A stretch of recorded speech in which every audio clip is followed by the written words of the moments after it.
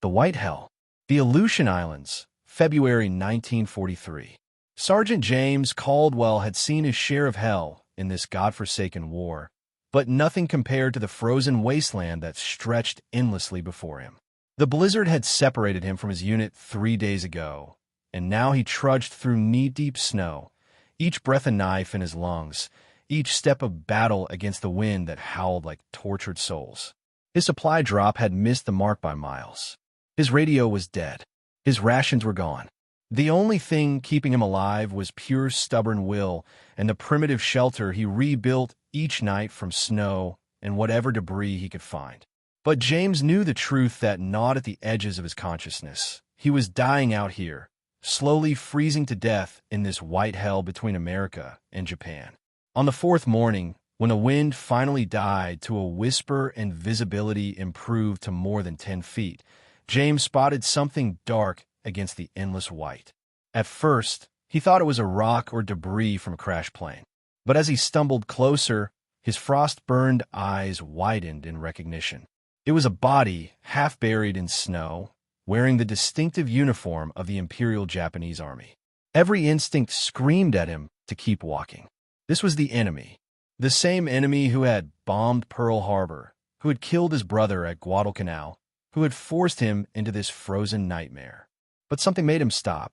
Perhaps it was his training as a medic before the war. Perhaps it was the profound loneliness of 4 days in absolute isolation. Or perhaps it was something else entirely, a premonition he couldn't name. James approached cautiously, his frozen fingers gripping his rifle. The soldier was face down, covered in a thick layer of snow and ice. He should have been dead. By all rights, he should have frozen solid hours ago. But when James knelt beside him and cleared the snow from his face, he saw the faint cloud of breath escaping the man's lips. Alive.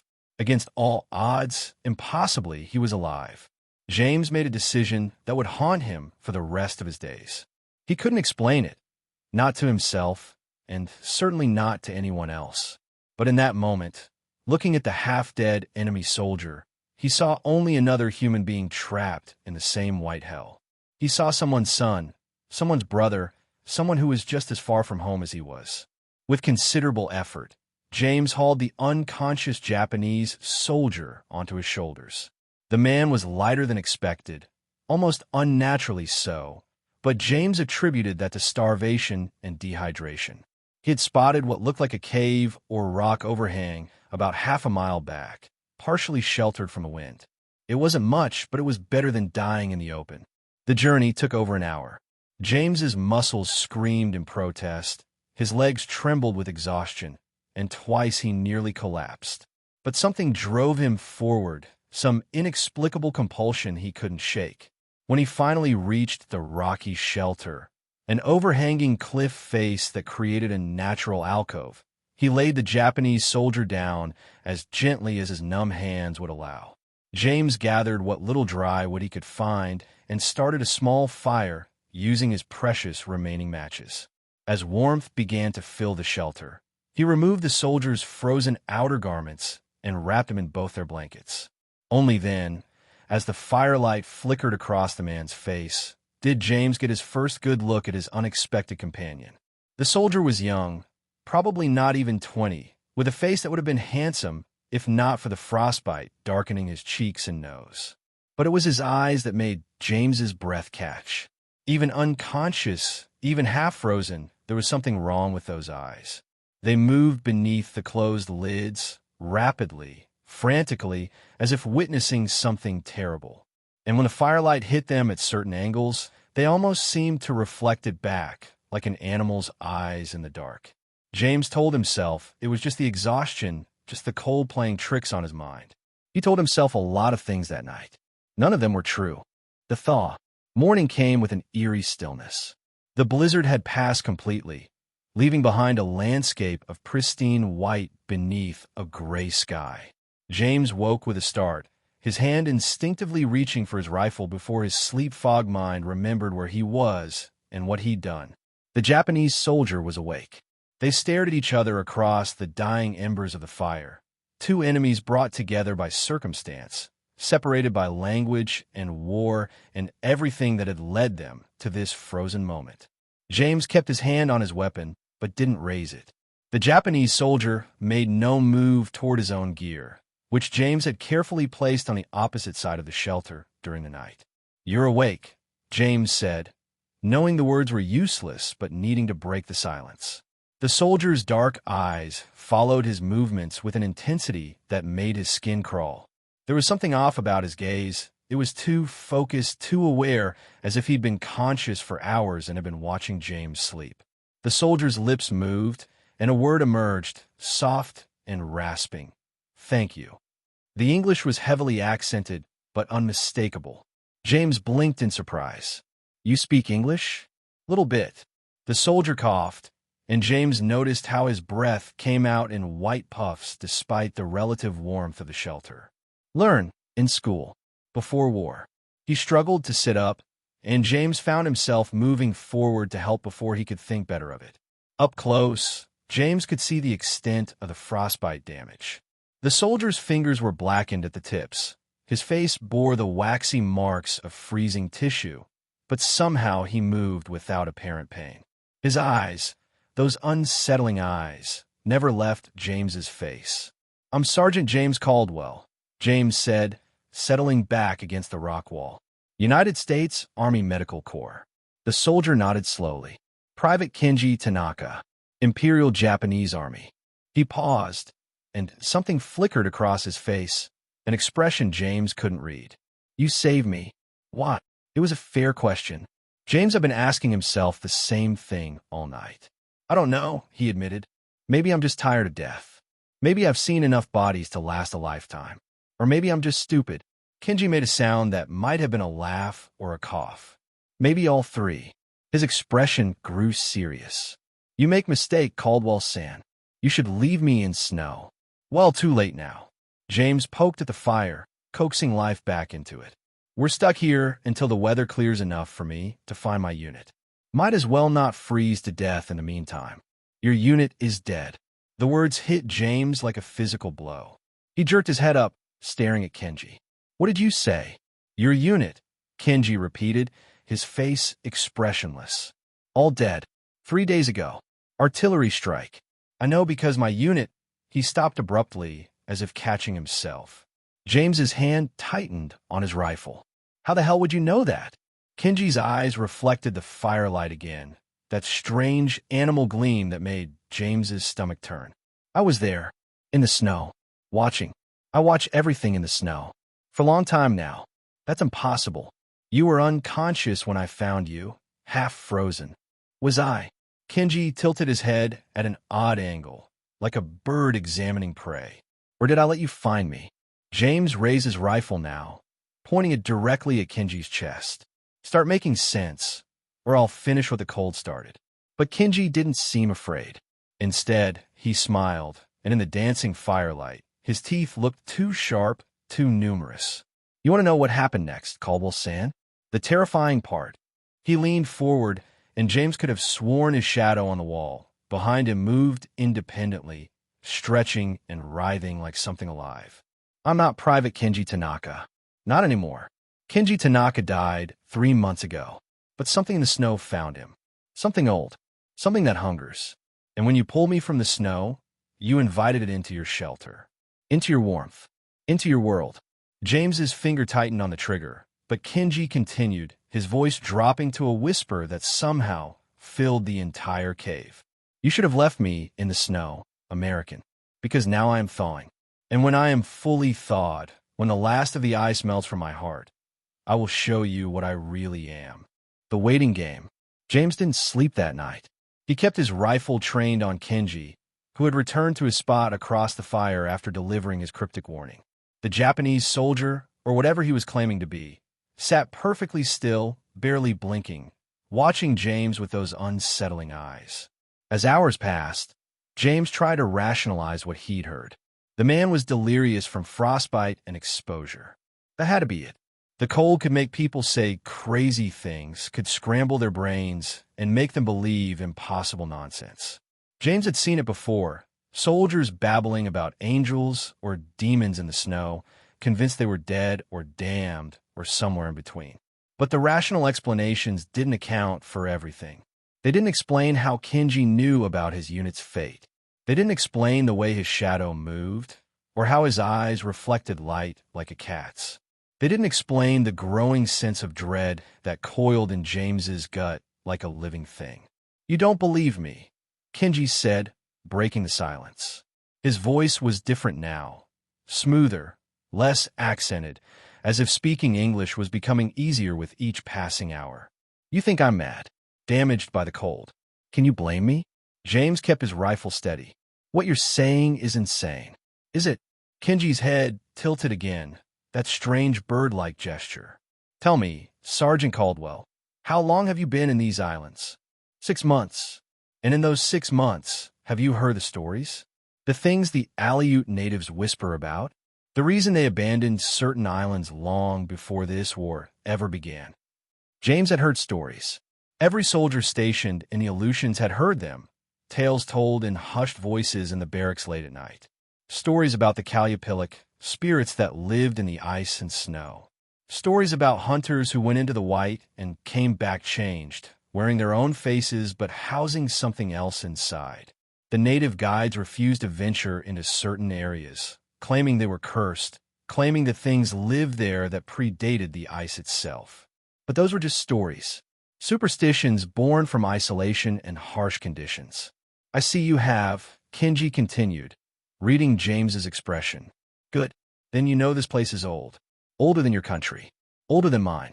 And in the oldest places, the oldest things still dwell." "Stop." James's voice was sharp. "Just stop. I don't know what game you're playing, but—" "A game." Kenji laughed, and the sound echoed strangely in the shelter, seeming to come from multiple directions at once. "You think this is a game? Look at me, Sergeant. Really look at me." Against his better judgment, James did. And in the firelight, he began to notice things he'd missed before. Kenji's frostbitten fingers weren't blackened. They were transforming, the flesh taking on a blue-white pallor that looked almost crystalline. The marks on his face weren't damage from freezing. They were patterns spreading slowly across his skin like frost on a window. And his breath, which should have warmed in the shelter's relative heat, still emerged in white clouds, as if the cold emanated from within him. "What are you?" James whispered. "I told you. I was Kenji Tanaka. A soldier like you, far from home, fighting a war I barely understood. 3 months ago, my unit was caught in a blizzard much worse than the one you survived. We took shelter in a cave much like this one. We thought we were safe." Kenji's expression darkened. "We were wrong. What happened? Something came to us in the night. Something that wore the face of one of our fallen comrades. We let it into our shelter, thinking it was a miracle that he'd survived, but brought the cold with it. The deep cold. The ancient cold that existed before humans, before warmth, before light. One by one, my brothers froze, their warmth consumed, their bodies becoming vessels." James's hands trembled on his rifle. "That's impossible. Is it? You're the one who found me half buried in snow after days of exposure. You're the one who noticed I was still alive when I should have been frozen solid. You're the one who felt compelled to save me, even though every instinct told you not to. That wasn't your choice, Sergeant Caldwell. That was mine. I called to you through the snow. I made you find me. I made you bring me into your warmth." The fire flickered and dimmed, though James had added wood to it just minutes ago. The temperature in the shelter was dropping, he realized. He could see his breath now, could feel the cold seeping back in despite the fire. "You're lying," James said, but his voice lacked conviction. "Am I?" Kenji stood, and there was something wrong with the way he moved, too smooth, too fluid, as if gravity affected him differently. "Then explain this." He held out his hands, and James watched in horror as frost spread from his fingertips, creeping up his arms, across his chest, covering his skin in intricate patterns of ice crystals. The frost glowed faintly in the darkness, pulsing with an otherworldly light. "The more I thaw, the more it awakens," Kenji said. "The warmth of your fire, the warmth of your shelter, it's melting the ice that kept it dormant. And when it fully awakens, when it takes complete control, It will use this body to do what it has always done. It will hunt, it will feed, and it will spread. James fired. The bullet hit Kenji square in the chest, the impact throwing him backward. But there was no blood. Instead, the wound wept a strange, viscous fluid that looked like melted snow mixed with something dark and oily. And Kenji just laughed, a sound that made James's teeth ache and his bones feel hollow. "You can't kill what's already dead, Sergeant," Kenji said, standing up as if nothing had happened. The wound was already closing, frost forming over it like scabs of ice. "The body you shot belongs to a corpse that's been walking for 3 months. The only reason it looks human at all is because the cold keeps it preserved. But that's changing. Every hour, every minute, the ice inside melts a little more. And what's beneath the ice?" He trailed off, and in the dying firelight, James saw Kenji's face begin to change. The flesh seemed to ripple and shift, the features becoming less defined, less human. For just a moment, James glimpsed something underneath, something with too many teeth and eyes that gleamed like chips of ice and skin that looked like frozen tundra given form. Then Kenji's face snapped back to normal, and he smiled. "You see, the process has already begun. Soon, there will be nothing left of Kenji Tanaka at all. Only the thing that wears him. Only the hunger. Only the cold. The hunt begins." James ran. He didn't think, didn't plan, didn't grab any supplies. He just bolted from the shelter and into the frozen wasteland beyond, driven by pure primal terror. The snow was deep and the wind had picked up again, but none of that mattered. All that mattered was putting distance between himself and the thing that wore Kenji Tanaka's face. He made it perhaps 50 yards before he realized his mistake. The cold hit him like a wall, stealing his breath, burning his exposed skin. He'd left everything behind, his pack, his blankets, his remaining matches. In his panic, he'd sentenced himself to death just as surely as if he'd stayed in the shelter. But when he turned to look back, hoping to somehow retrieve his gear, the shelter was gone. Not destroyed, not buried in snow, simply gone, as if it had never existed. In its place was only pristine white expanse, unbroken and endless. James spun in a circle, trying to orient himself, but every direction looked the same. The landmarks he'd memorized, the rock formations and hills that had guided him, all of it had vanished into the white void. "It's a trick," James muttered through chattering teeth. "Just a trick. The shelter's there. It has to be there." He trudged back the way he'd come, following his own footprints in the snow. But after just a few yards, he stopped. His footprints ended abruptly, as if he'd materialized out of thin air. Behind him, there was nothing but undisturbed snow stretching to the horizon. No, no, no, no. James turned again, panic rising in his throat. "This isn't possible. This isn't possible." The voice came from everywhere and nowhere, carried on the wind. Kenji's voice, but distorted, layered with harmonics that shouldn't exist. "You keep using that word, Sergeant Caldwell. But possibility is defined by understanding. And you don't understand this place. You don't understand what rules govern the white spaces between reality." James saw him then, or rather, saw movement in the distance. A figure standing on a rise of snow, silhouetted against the gray sky. It looked like Kenji, but wrong. Too tall, too thin, moving in ways that hurt to watch. "This is my domain now," the voice continued. "In the snow, in the cold, in the white nothing where warmth goes to die. Here I make the rules. Here, I'm what I was always meant to be. And you, Sergeant Caldwell, are my prey."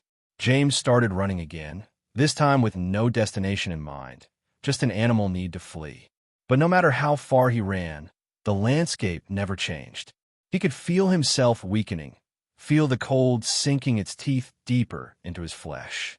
His fingers were going numb. His face burned with frostbite. His lungs ached with each frozen breath. And always, just at the edge of his vision, that figure followed, never closing the distance, never falling behind, just following with inhuman patience. James didn't know how long he ran. Time seemed to lose meaning in the endless white. It could have been minutes or hours or days. But eventually his legs gave out and he collapsed into the snow, gasping, shaking, knowing he was going to die out here.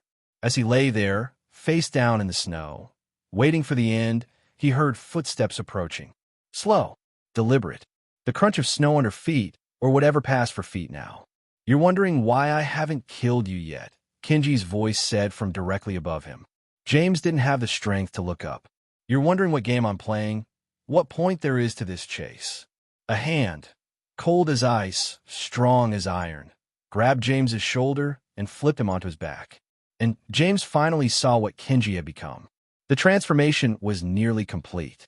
The flesh had taken on a translucent quality, like ice that had been shaped into the approximation of human form. Beneath the surface, James could see impossible anatomy. Networks of frost that pulsed with dim light, crystalline structures that shouldn't exist, and eyes, so many eyes, looking out from within the frozen shell. The face was still recognizable as Kenji's, but stretched, distorted, as if it were a mask being worn by something that didn't quite understand human proportions. The answer is simple, the thing said, its mouth moving out of sync with the words. I'm not playing. I am teaching. You see, Sergeant Caldwell, you saved me. You pulled me from the snow. You gave me warmth. You completed the thawing process that would have taken weeks on its own. Without you, I would have remained dormant, trapped in the ice, unable to spread. But you, in your compassion, in your mercy, you set me free. James tried to speak, but his frozen lips wouldn't form words.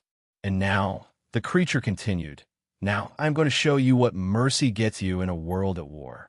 I'm going to show you what happens when you trust the wrong thing. But first, I'm going to feed. It reached down with one crystalline hand and placed it over James's heart. The cold that radiated from that touch was unlike anything James had ever experienced. A cold so profound it was almost hot, a cold that burned and froze simultaneously. He felt something being drawn out of him, pulled through his chest, flowing into the creature above him. His warmth. It was stealing his warmth. James's vision began to fade, darkness creeping in at the edges. But before consciousness left him entirely, he saw something that pierced through even the fog of hypothermia. In the distance, through the falling snow, lights. Many lights. Moving lights. His unit. They weren't dead. They were searching for him. And they were heading straight toward the thing that had been Kenji Tanaka. The infection spreads. James woke to warmth. For a moment, he thought he was dead, thought he'd finally succumbed to the cold, and this warmth was whatever came after. But then pain flared through his body, the burning ache of frostbite, the sharp stabs of returning circulation, and he knew he was alive. He opened his eyes to find himself in a tent, wrapped in blankets, with a field heater glowing nearby. Voices murmured outside, American voices, and James felt a surge of hope so strong it brought tears to his eyes. His unit. They'd found him. He'd survived. Easy there, Sarge. A medic appeared beside him, checking his pulse. You're one lucky son of a gun. Another hour out there, and we'd have been bringing back a corpse. What happened? Where's the rest of your patrol? James tried to answer, but his throat was raw, his tongue thick. The medic held water to his lips, and James drank gratefully. When he could finally speak, his voice came out as a rasp. Have to leave. Now. Something's out there. Something. Hey, it's okay. You're safe now. We've got pickets posted, full perimeter defense. Nothing's getting through. The medic smiled reassuringly. You were babbling when we found you. Saying some pretty wild stuff, but that's normal with hypothermia. Makes people see things that aren't there. No. James grabbed the medic's arm with what little strength he had. Listen to me. There's something in the snow. It was a Japanese soldier, but it's not anymore. It's something else. Something that feeds on warmth. And it followed me. It let you find me. It wants. Sergeant Caldwell. A sharp voice cut through his rambling. Captain Morrison strode into the tent, his weathered face creased with concern. Good to see you're alive, soldier. But I need you to focus. We found something strange when we located you. James's blood ran cold. What did you find? Another survivor. Japanese soldier, half frozen like you were. Private Matsuda managed to communicate with him. Turns out the kid speaks some English. Says he got separated from his unit in the same blizzard that got you. He was in bad shape, but we couldn't just leave him out there. Morrison's expression was conflicted. I know he's the enemy, but out here in this cold, war seems like a distant thing, doesn't it? No. James tried to sit up, his heart hammering. No, you don't understand. That's not. Where is he? Where did you take him? He's in the next tent over, under guard. Don't worry, we're not taking any chances. But he seems harmless enough. Actually, he's been helping us look for others. Says there might be more survivors from both sides scattered across the area. Morrison frowned. You seem pretty agitated, Sergeant. What exactly happened out there? Before James could answer, shouting erupted from outside. Then a scream, high-pitched, terrified, cut short. The sharp crack of gunfire split the air, followed by more screams. Morrison bolted from the tent, James struggling to follow despite the medic's protests. What he saw when he stumbled outside would haunt him forever. The camp was chaos. Soldiers were firing at something that moved between the tents with impossible speed. In the floodlights they'd set up, James caught glimpses of it, a shape that might have been human once, but was now a nightmare of crystalline limbs and frozen flesh. And where it touched the soldiers, they froze solid, their bodies becoming ice sculptures of terror mid-scream. But that wasn't the worst of it. The soldiers who'd been touched, the ones who'd frozen, they were standing back up. Their movements were jerky, uncoordinated at first, like puppets being controlled by an inexperienced handler. But as James watched in horror, they became smoother, more fluid. And their eyes reflected the floodlights with that same terrible gleam. Fall back, Morrison was shouting. Everyone fall back to the vehicles. But it was too late. The infection was spreading too fast. Each soldier that fell became another vector, another carrier of the ancient cold. They moved through the camp with inhuman coordination, working together like cells in a single organism, cutting off escape routes and herding the remaining humans together. James stumbled toward the armory tent, desperate to find something, anything that might help. But a figure blocked his path, and James found himself face to face with the thing that had been Kenji. It looked more human now, James realized, as if it had learned from wearing Kenji's body, had refined its disguise. But there was no hiding what it truly was. The cold rolled off it in waves, and frost formed on the ground with each step it took. I told you, it said in Kenji's voice, though a dozen other voices whispered beneath it. I told you what mercy gets you. You saved one, and that one became many. And soon, these many will become hundreds, thousands. Your army, your enemy's army, it doesn't matter. The cold doesn't take sides. It only consumes. Why? James gasped. What's the point? What do you want? Want? The creature tilted its head. I don't want anything. I'm a force, Sergeant Caldwell. Like winter itself. I exist to spread, to consume, to turn warmth into cold. Your war, with its bombs and bullets and hatred, you think you understand death. But you've only scratched the surface. You've only played at ending lives. I am the true death. The cold dark that waited before the first fire was lit and will remain long after the last star burns out. More soldiers were falling now. More were rising as something else. James could see the transformation happening faster now, as if the creature had perfected its technique. Touch, freeze, convert. Touch, freeze, convert. A horrifying assembly line of infection. But you, the creature continued, focusing its many eyes on James. You get to live. For now, I want you to witness what your mercy has wrought. I want you to carry the knowledge of what you've done. And when I've finished here, when every warm body in this camp is mine, I'm going to let you go. I'm going to let you reach the next base, the next camp, the next concentration of human warmth. And wherever you go, I will follow. Because you're marked now, Sergeant Caldwell. You touched me when I was still mostly human. You shared your warmth with me. And that warmth calls to me like a beacon. James's legs gave out, and he collapsed to his knees in the snow. Around him, his unit, his friends, his brothers in arms, were being systematically converted into monsters. And it was his fault. If he'd just left Kenji in the snow, if he'd just kept walking, none of this would have happened. Now you understand, the creature said softly. Now you feel what I felt when the cold first claimed me. Helplessness. Horror. The knowledge that you've become something terrible. It leaned closer, its frozen breath washing over James's face. Welcome to the family, Sergeant. Welcome to the long winter. The choice. 3 hours later, James sat alone in a supply truck, the sole survivor of his unit, driving through the frozen night toward the main base. The creature had been true to its word. It had let him go, after he'd witnessed the complete conversion of 47 soldiers into frozen horrors. But it hadn't just let him go. It had sent one with him. In the passenger seat sat Private First Class David Chun, or what looked like him.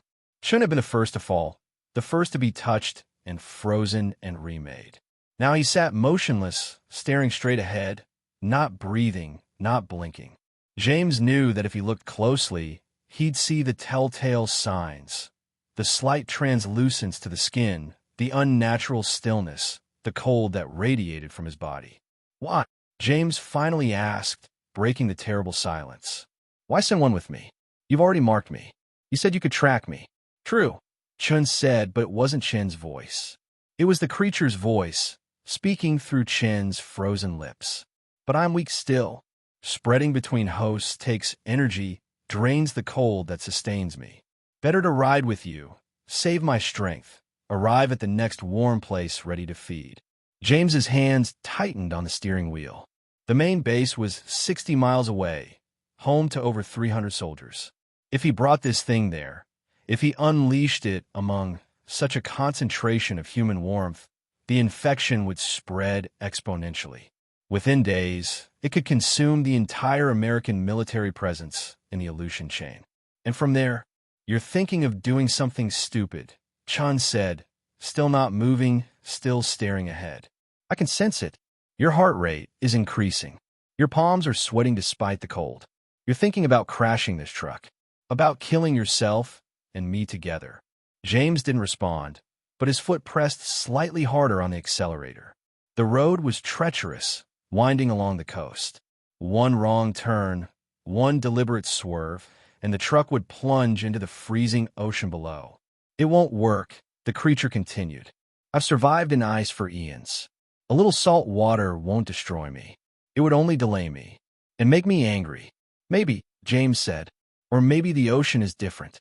Maybe whatever ancient ice you come from can't survive in moving water. Maybe that's why you're in the islands, in the snow and tundra, instead of in the sea." It was a guess, but the way Chen's head snapped toward him told James he'd struck close to home. "You're guessing." "Yeah, but I've got nothing to lose, do I? You're going to use me to spread either way. Might as well go down swinging." James turned the wheel sharply, and the truck skidded toward the cliff edge. But Chen's hand shot out, grabbing the wheel with inhuman strength, wrenching it back. The truck fishtailed, but stayed on the road. James grabbed for his sidearm, but Chun was faster, his frozen fingers closing around James's wrist like a vice. "Enough!" The creature snarled, and now its disguise was slipping. Chen's face was shifting, becoming something else, something terrible. "You will bring me to the base. You will complete your—" James didn't think. He just acted. His free hand shot to the door handle, and he threw himself out of the moving truck, taking Chun with him. They hit the ground hard, rolling, the impact knocking the air from James's lungs. But he held on, dragging the creature with him, momentum carrying them both toward the cliff edge. They went over together, plunging into darkness. The fall seemed to last forever. James had a moment of perfect clarity, a moment where he felt no fear, only satisfaction that he'd stopped it, that he'd prevented the spread. Then they hit the water, and the cold was beyond anything James had experienced before. The ocean was liquid agony. It stole his breath, paralyzed his muscles, began killing him immediately. But even as he sank, even as his vision darkened, he held on to Chun, onto the creature, and felt something remarkable. It was screaming, not with sound, but with some deeper sense. The thing that had been so confident, so powerful, was suddenly thrashing, panicking. The salt water was eating at it, dissolving the crystalline structures that held it together.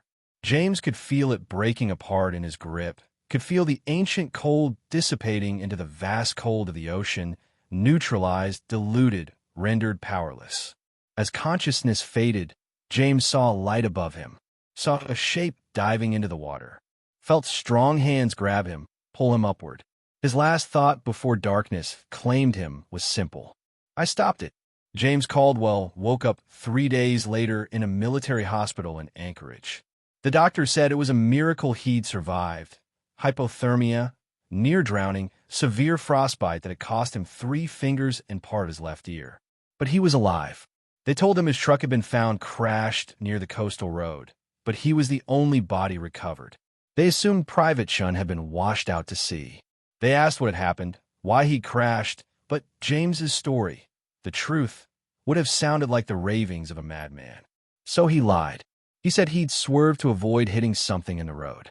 He said Shun had been asleep, that it had happened too fast. They believed him because they wanted to believe him, because the alternative was too terrible to consider. But James knew the truth. He knew what he'd seen, what he'd stopped. And late at night, when the hospital was quiet, he sometimes wondered if he'd really stopped it at all. He wondered if somewhere in the vast Pacific, fragments of that ancient cold had survived, had drifted on currents to some other frozen shore. He wondered if there were other things like it, other ancient hungers sleeping in the ice, waiting for someone to be merciful enough to save them. He was eventually shipped back to the States, honorably discharged due to his injuries. He never told anyone the full story of what happened in the Aleutian Islands. Who would believe him? Who could understand? But sometimes, on winter nights when the snow falls heavy and the temperature drops below zero, James Caldwell stands at his window and watches the white darkness beyond. And he wonders if somewhere out there, in the endless frozen places of the world, the ancient cold is waiting. Waiting for the next soldier, the next good man who will make the mistake of showing mercy in a world that has none. Waiting to be rescued again. And the truly terrifying part? James knows that someone eventually will, because that's what humans do.